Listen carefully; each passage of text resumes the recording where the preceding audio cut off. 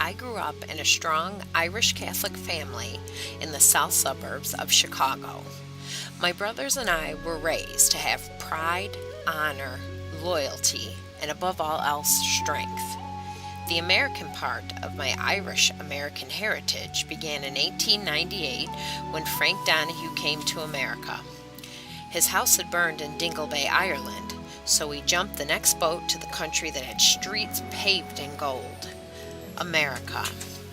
Shortly after, he met a young socialite in Philadelphia named Stina. It wasn't long before they were wed. That she had been disowned by her lace-curtain Irish family for marrying a poor, shanty Irishman. One thing that Frank brought with him from Ireland was a drinking problem.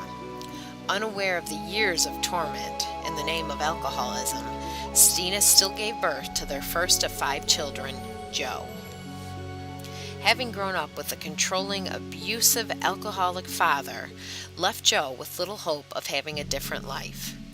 In 1923, Joe met Cecilia, a straight-laced, God-fearing woman. As in Stina before her, she was unaware that her husband would turn into the same man as his father. Joe would go off and leave Cecilia alone for days at a time.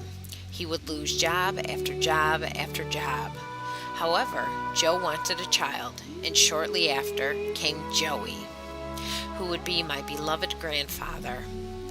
Joey, who was spoke of as a sweet-hearted young boy and the light of his mother Cecilia's eye, but she wouldn't be able to protect him from his Donahue curse. In 1948, Joey met my grandmother, Dolores. Quickly they wed, and my father, Mark, was born. My dad, a born leader, but very much a good man, met my mother in his senior year of high school. Her name was Patricia. My mom was a stereotypical good girl.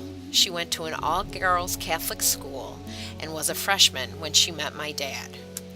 5 years later, they were wed. For my father, his alcoholism was different. It didn't hit until his 40s. He didn't control or attempt to control my mother.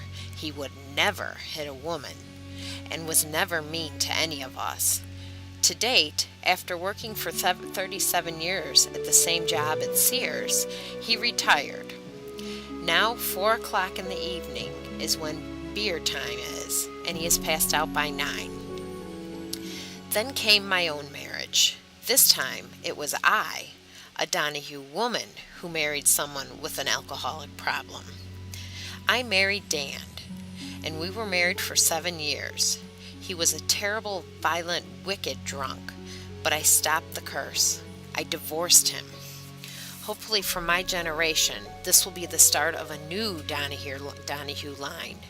But most important task of all in my life will be to keep my son Danny safe from the alcoholism and have him live a good, fulfilling life.